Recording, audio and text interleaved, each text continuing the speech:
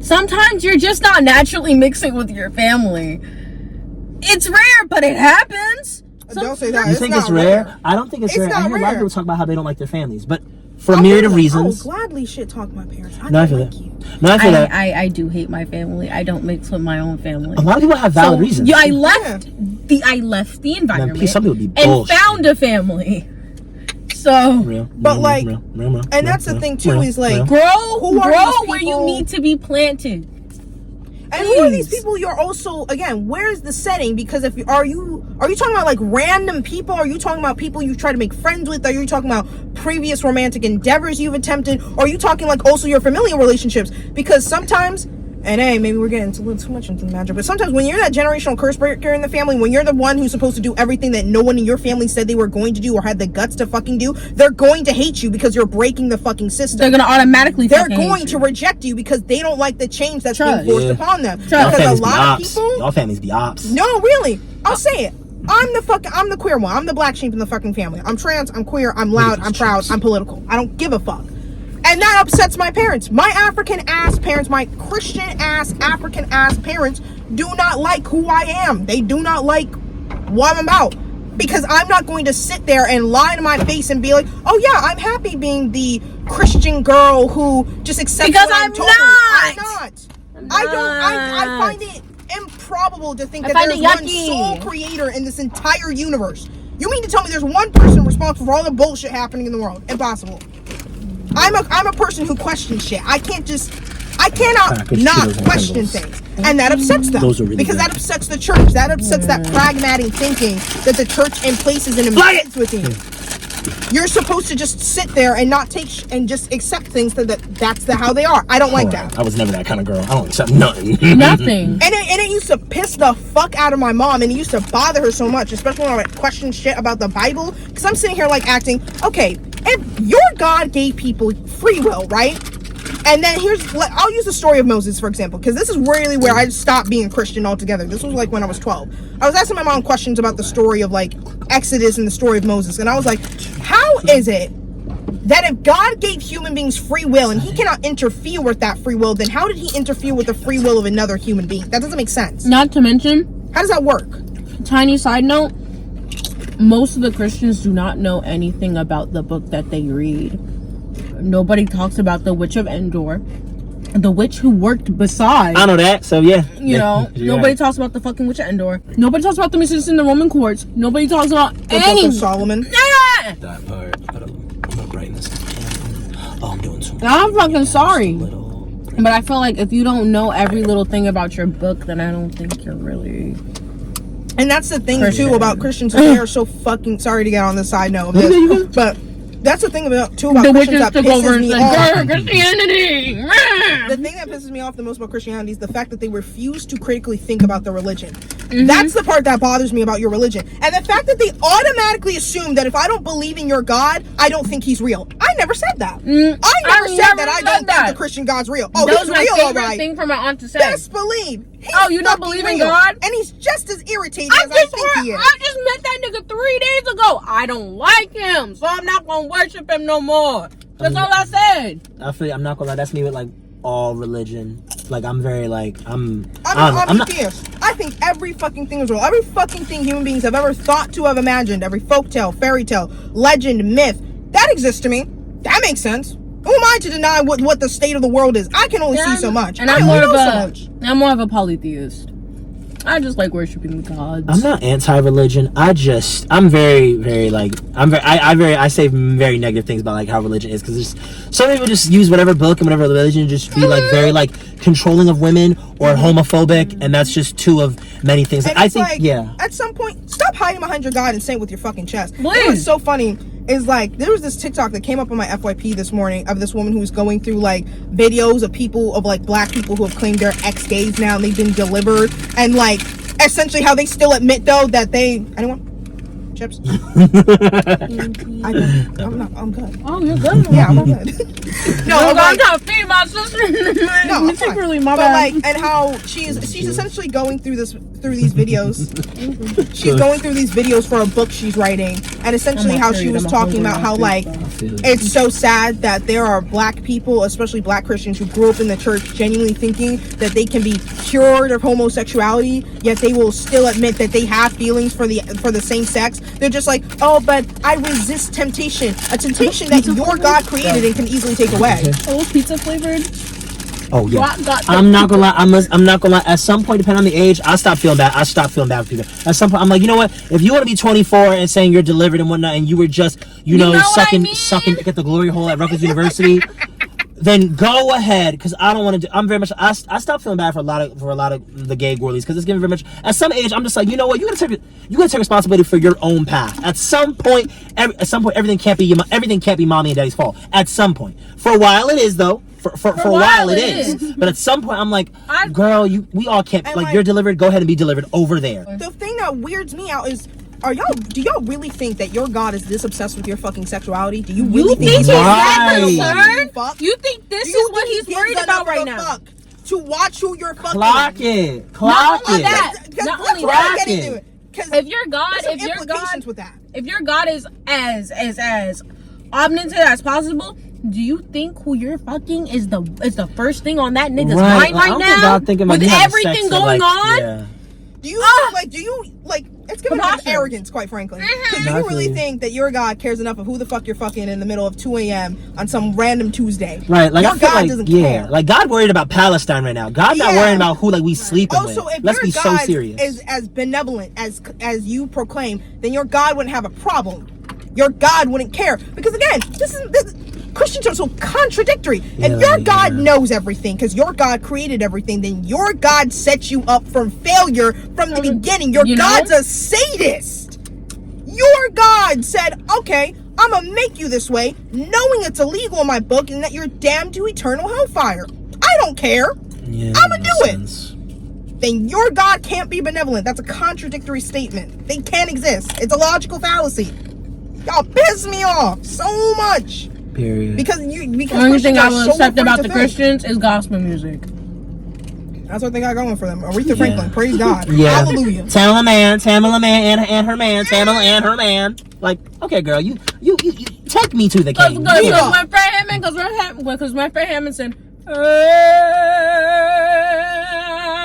yeah, good part, Maya Angelou. All right, this one girl on Twitter said, and this is the original tweet was this: job shaming is very, very weird.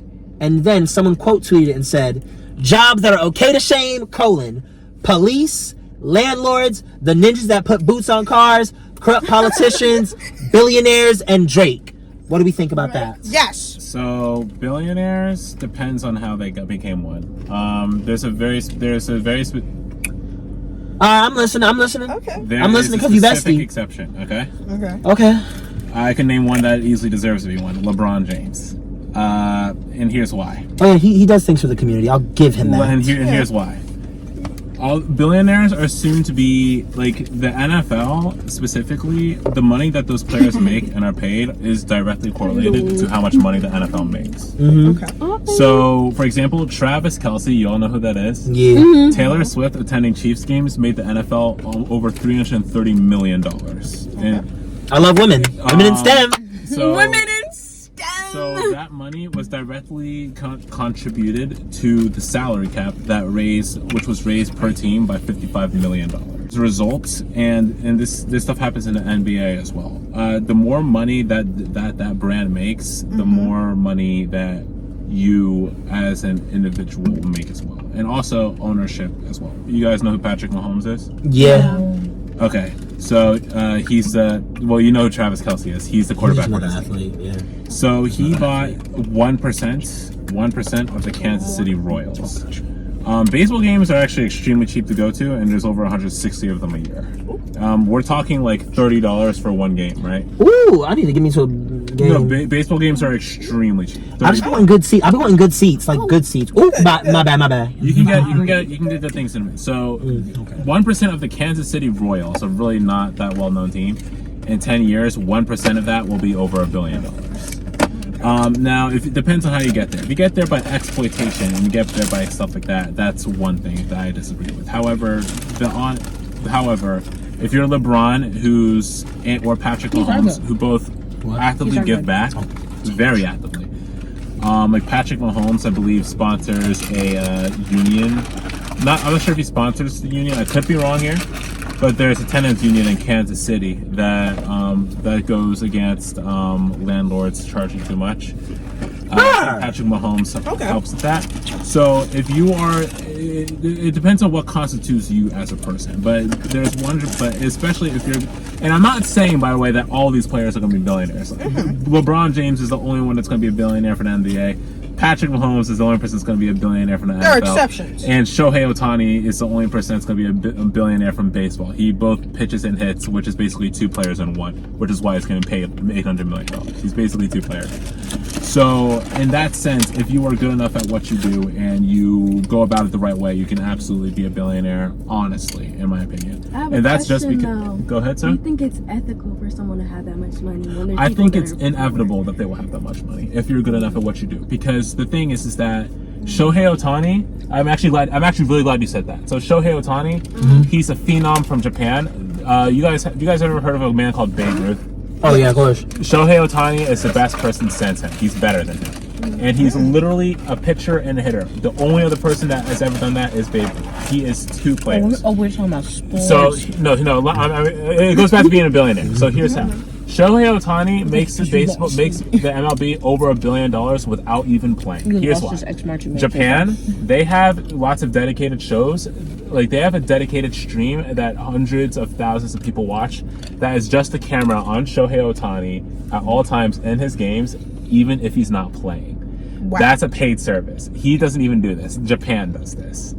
Shohei Ohtani's jerseys are the most sold out and so well selling that K-pop stars and J-pop stars are wearing his jerseys to the performances. So he is making my new bias. almost $1 billion without even what do you call it, doing anything. So it's not about is it ethical to have that much money. It's about is he getting paid because he is objectively worth that much money. He's objectively making that much money. Does that make sense? And if you objectively make your company that much money, you deserve to be compensated as such. I agree with that. That's why I think with sports specifically, there is a reason for it to be ethical. Now it depends. Now, if you're an exploited person, that's one thing. But I think we can all agree that if you have brought in that much value to a brand, and in such, you deserve some sort of compensation. Yeah, but maybe not $1 billion. I think about the ethical thing, and I'm I don't think anyone should have $1 billion. I feel like he deserves to be rightfully compensated. Yeah. Where I do feel like, I think it's more so, I don't think we have a proper grasp of exactly what $1 billion could actually do in this world. And I feel like it's also because of the type of society in which we live in, of where everything is so inflated. Capitalism. Because of capitalism, Down with you. to essentially create scarcity. Essentially, we live in a world where we have objectively a limited scarcity, but we create scarcity in order to justify capitalism. So I feel like when it comes to sports specifically, I'm no sports knowledge person. I can't judge. So I'm gonna leave that into your area of expertise. The owners of the teams, the owners of these sports teams are a completely different story. That's different. The players. Okay. He's living his life. Okay, I see. The owners, I see what you're saying now. Yeah. Okay. I agree. That the just tied it all players together. deserve to be compensated properly to what they're bringing into the company. Yeah. Now, then you have to question: should companies be making billions of dollars? Which is a different story entirely. No. Yeah. So, and another thing is, we're talking billionaires. Are we talking for the players also billionaires or living in excess? Because there's a difference. Lots of these guys, they have so much money that they can't give it away fast enough. Like Mr. Beast, for example. The amount of money that man makes, he will not be able to spend. He will not be able to give away his money fast enough. He can try. He will not be able to. Because he has every single video you upload on YouTube, when it's monetized, becomes passive income forever.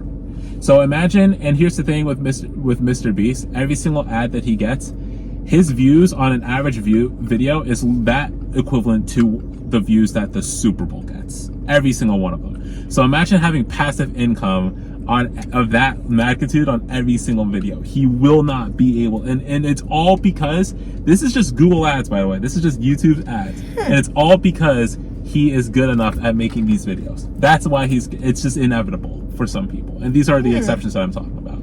It's just he can't control it. This is an exception. No, he cannot control it. He That's different. We're talking math. Yeah, I mean, like, he can't control that because he can't control his influx of viewership. Views also. Yeah. And then also how much they're being monetized because that's set up by YouTube. See, that's different. Because again, now we're going off on a company, not a person. Yeah. When it comes to companies, I feel like with the current system we have, I don't think Billionaire should exist. I don't think anyone should have $1 billion. I agree. I feel like if a company's paying you $1 billion and whatnot, I mean, yeah, they should maybe split up their money more. But I'm still looking at you like, well, I mean, I know you did the service, but like, do you really think like $1 billion? Like, how about you go buy? How about you go pay off your friend's house? How about you go pay off all your friends' houses? And before someone's like, well, why should someone have to like give their money to other people? Community. That's what I support. Billionaires helping people. There is something to be said. Giving away their money. There's different ways to try to help people. You can try to donate a lot of your money to some foundation. Yeah. Or you can, actively put it back in the hands of your community. Or yes, yeah. What Venmo is free. Venmo is a free app to download. Venmo is a free, and so is Cash App. That player, who's that player you're talking about? Oh, freaking dude! He literally plays for my team. Hang on. Because like I feel like it's different for when people because Damian Lillard. There you go. He does that. Oh, Matthew Lillard. I love Shaggy. Yeah, freaking. But it's just like I understand. Like, use the money in a way where you can yourself see the impact. Yeah. Because I do think that just sending like hundreds of millions of dollars to some charity, is quite irresponsible. Like the thing is that like I do not like this man. I'm gonna make it clear. I do not. I think he's a LeBron James? No, not LeBron. Oh. The person I'm about to bring up. I think he's a goon. I think he's a bit of a dork. I think he's kind of immature. But sometimes people you don't like have a point, unfortunately. Elon Musk. I was worried you were going to say that. The non-human man. Wait, what point do you make? So here's the thing, right? I could be wrong. So something happened once when he was just like, somebody came up to him and he was just like, you can cure like food insecurity. And he said, show me the plan, show me how to do it, and I'll agree to it. If you don't, you can't just. There's a reason why, like when with homeless people and stuff like that, I like helping them by giving them food. I like helping by sometimes giving them small amounts of money that they can't buy drugs with, because you need to be able to like. I need to like understand that I'm giving the tangibles of what you're doing here. Like, you can't just give somebody like, all right, there's this one streamer, Kai Cenat, I don't really watch him. He was in, I think, Nigeria or something like that, and he tipped a person that held his and he tipped somebody $5,000 for helping him with his bag, which wasn't smart. Which was not freaking smart. Like Nigeria of all places, and not to mention because literally his drivers chewed him out. Just like, do you have any idea how much money you just gave that man? And do you know what you've done? What was wrong with him giving the money? Do you know how much 5K is in $8 million? $8 million? Yeah, that's like, $8 million naira. The inflation rates between like US dollars and money in Africa varies, but as far as I know, in the exchange rate in Ghana, $1 is 5 Ghanaian cities. Literally, my mom was talking to me about one of my cousins. My cousin needs to like go see a doctor. Like, she needs to get like insure, I think. That like the equivalent of what would be $100 here. That's how much she needs to pay to get fucking insured. Yeah. That's how much. Imagine being $100 for like Pedialyte or some shit. Yep. And it's just like, so like with how money as an entity works, it's like when you're donating and stuff like that, when you're doing, which is why I say you should give back to your specific community or communities that you know, but never give it to an unknown, because again, that is like, does it usually work out? Yeah, it works out 50% of the time, but there is a sense of responsibility that you have that you can't just be like, oh well, I thought I was helping these people when I gave them $100,000. Now And, like, it's not my fault they used it to buy drugs and firearms or whatever. And like a lot of billionaires actually do that because they know they can just do the whole play stupid thing of like, well, I didn't actually know what was gonna happen with. You see, that's the downside of it. Like, yes, there will be people that take advantage of the fact that there is a downside and therefore be evil with it. But at the same time, it depends on. At the same time, it depends on like who it is. So that's why I say, like, when you use your money, like, use your money in your community specifically. Help the tenants out in New York City, Jay-Z, like, or just do stuff like that, or sponsor food pantries for like do stuff like do something tangible, do something you can actually see the fucking impact of. You I think that's the only good option, because if you're doing stuff that you have no idea what the heck you're doing. Like, you could send like a amount of money to like help a group of people to be distributed and then have like Somalian pirates hijack it, so and then, or whatever. Like, there's just too much stuff that can happen with it, and that's why you gotta be smart with it. So the example you gave of Kai Cenat, this actually, funny enough, has ancient precedent of, have you heard of the man of Mansa Musa before? Yes, he created inflation. Yes, he invaded inflation. Yeah. So what happened with Mansa Musa is never. So Mansa Musa was the richest man to have ever lived, and he was so rich he just gave money away because he thought he was doing the right thing of, I'm just gonna give money away. But of course, because he didn't understand the like economy of any of these countries he was just going and giving money to, he essentially accidentally created inflation and essentially destroyed these countries' economy because he was just giving money away. He thought he was doing the right thing because it's like, if I have 18 solid gold bars, I'm gonna give you 9 because I don't know what to do with these. And like, that's the kind of thing about money. And the funny thing about how the human brain works is, like, once we attach a value system something, and now we have systems of how those value systems should work, throwing random shit at it and expecting the wheel to still work is not gonna work. That's just how money works. It's not, you unfortunately can't do that, which is why assisting people through materials versus just the money is always the better option.